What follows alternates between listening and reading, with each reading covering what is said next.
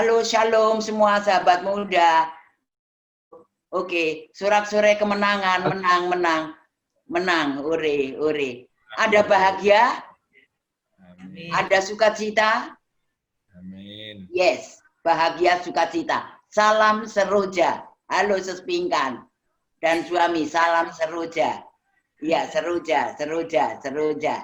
Iya, oke.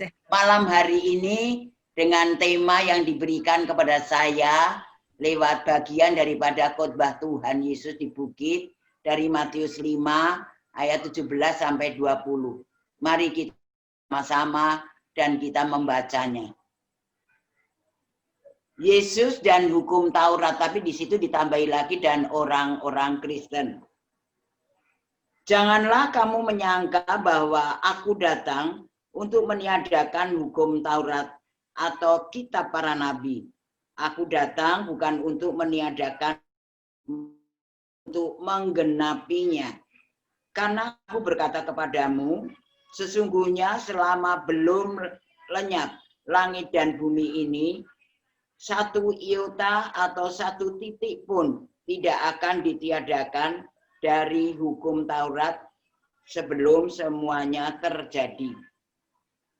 Karena itu yang meniadakan salah satu perintah hukum Taurat, sekalipun yang paling kecil, dan mengajarkannya demikian kepada orang lain, ia akan menduduki tempat yang paling rendah di dalam kerajaan surga. Tetapi siapa yang melakukan dan mengajarkan segala perintah-perintah hukum Taurat, ia akan menduduki tempat yang tinggi di dalam kerajaan surga. Ayat 20, maka aku berkata, jika hidup keagamaanmu tidak lebih benar daripada hidup keagamaan ahli-ahli Taurat dan orang-orang Farisi, sesungguhnya kamu tidak akan masuk ke dalam kerajaan surga. Sejauh ini pembacaan kita, berbahagia setiap kita yang mendengar, menyimak, bahkan melakukannya di dalam kehidupan kita. Terpujilah Kristus. Amin. Saudara-saudaraku, kita mengalami beberapa bulan ini, sebetulnya kita waktu itu jadwalnya bulan apa ya, anakku Pingkan ya? Bulan Maret, Bu. Maret ya? Akhir Maret ya. Iya, Maret ya. Harusnya Maret kita jumpa, tetapi kemudian seketika kita harus diputus dengan adanya COVID-19 ini. Tetapi kita tetap merasa bersyukur walaupun kita berjauhan, kita tetap menyatu di dalam doa-doa kita. Kita tetap bertemu di udara di dalam doa-doa kita. Sebab ternyata sahabat-sahabat muda masih ingat dengan Ibu Lena. Ya, luar biasa. Terima kasih. Ya.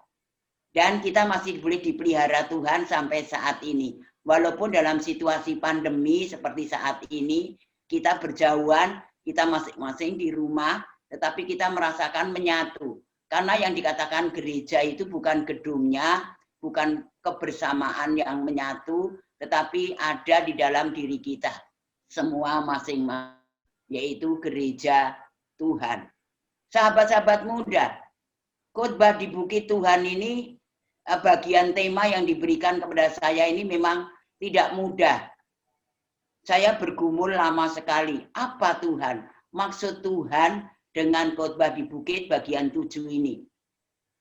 Tentang Yesus, kemudian hukum Taurat, dan orang-orang Kristen. Jadi ini ada kelompok Tuhan Yesus, pribadi Tuhan Yesus, hukum Taurat, dan orang-orang Kristen. Sebab di sini pada ayat 17 dikatakan bahwasanya ahli-ahli Taurat dan orang-orang Farisi menyangka bahwa dengan kehadiran Kristus di tengah-tengah pelayanan dan kehidupannya, itu mereka menyangka bahwasanya Tuhan Yesus itu akan meniadakan hukum Taurat. Ya, kenapa? Pikiran mereka itu dari awalnya karena pikiran mereka sudah diawali dengan pikiran yang iri, pikiran yang dengki, Tuhan tahu itu. Sehingga kelompok ini kelompok yang berbeda. Kelompok ahli Taurat dengan orang Farisi ini kelompok yang berbeda. tujuannya berbeda, tapi mereka bisa berkoalisi.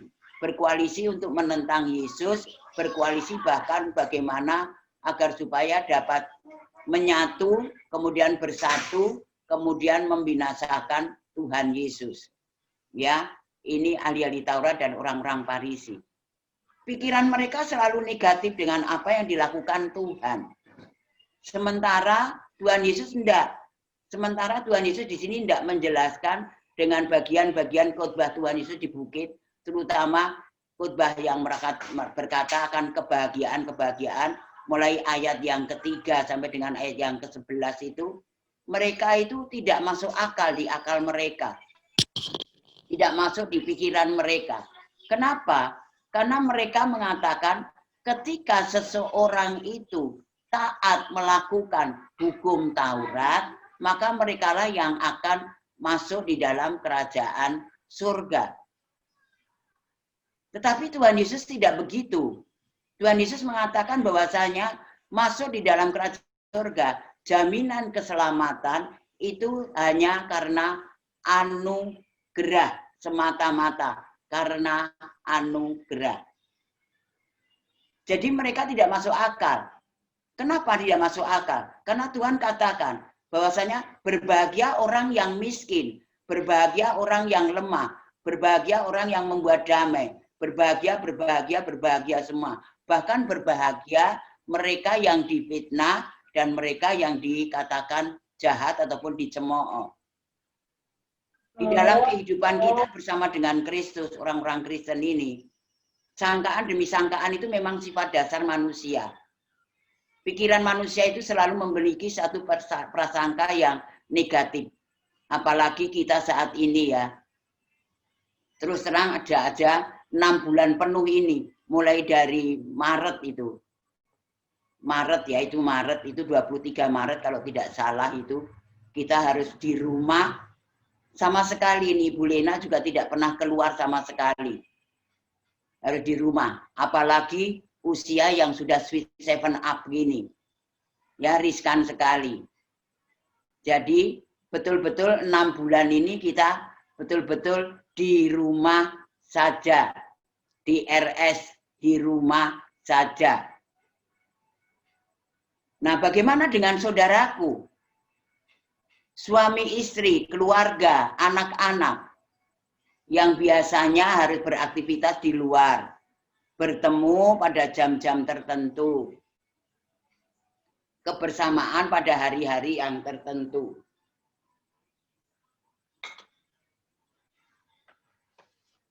Yang namanya roh kejenuhan itu pasti itu akan mempengaruhi.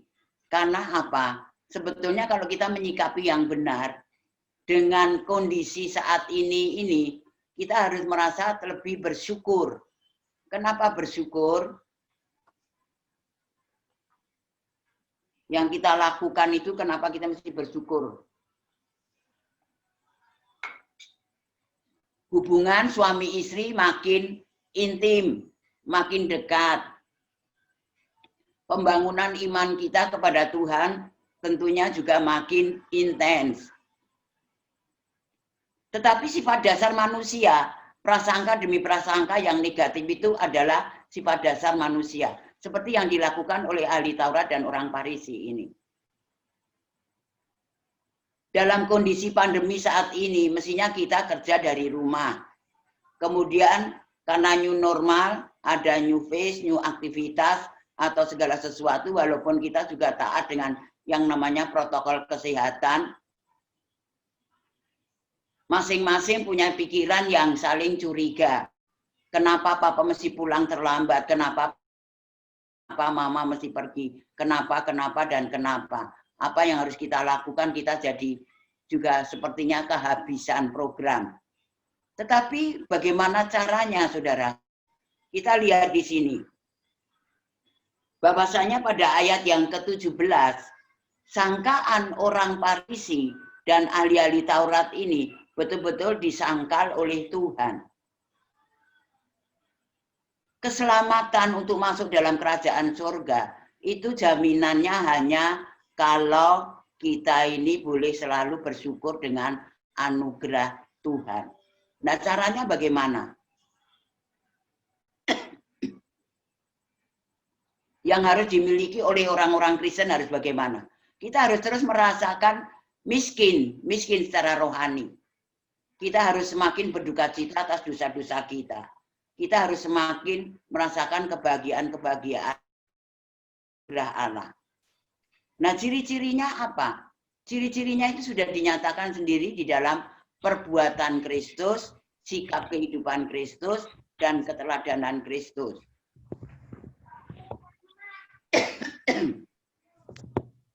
Yang kedua,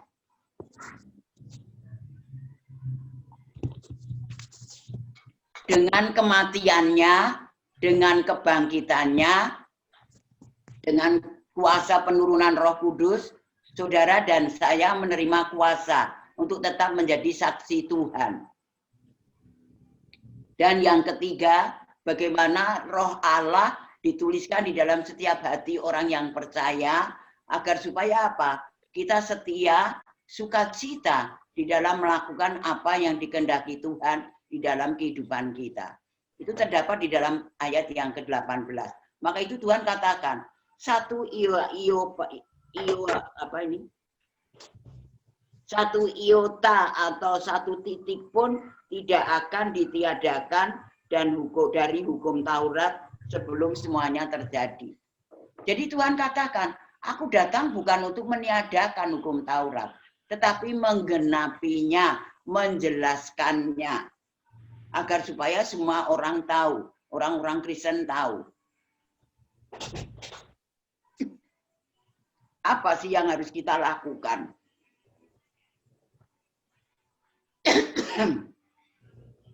Di dalam kehidupan kita dengan ketaatan kita kepada Tuhan. Ya seperti yang kita lakukan ini. COVID. C-O-V-I-D. COVID.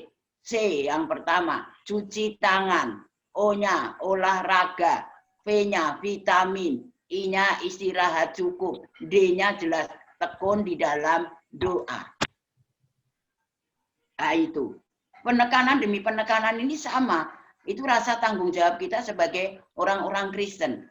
Bagaimana dalam situasi kondisi seperti ini, suami istri, anak-anak di rumah, bagaimana kita bersekutu, bagaimana kita bertanggung jawab sebagai anak-anak Tuhan, orang-orang yang sudah boleh memperoleh anugerah Tuhan, bagaimana kita melakukan untuk terus ada di dalam hadirat Tuhan, keintiman bersama-sama dengan Tuhan. Sebab dalam keintiman itu tadi seperti pujian tadi, kita selalu merasa bersama Tuhan. Walaupun kadangkala kita dibawa masuk di dalam gua yang gelap. Kita bertemu dengan mungkin ada binatang-binatang berbisa, binatang-binatang beracun, binatang-binatang buas.